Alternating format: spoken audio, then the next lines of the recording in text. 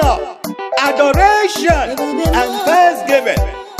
Let us praise Him and give Him the glory due to His name and worship Him in His holy cup.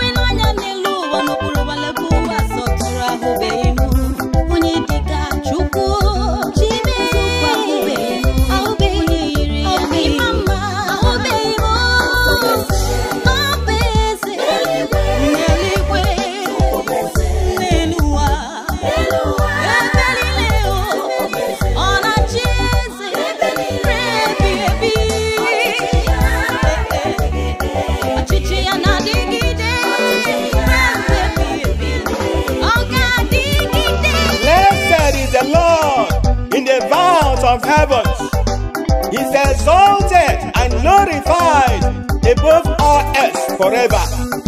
Salvation, glory, and power belong to Him who sits enthroned forever. He has set up His throne for judgment. His judgments are true and just. Praise our God, all you His servants, you who fear Him, small and great. He is the Almighty who reigns. Let us rejoice, exalt, and give Him all the glory forever and ever.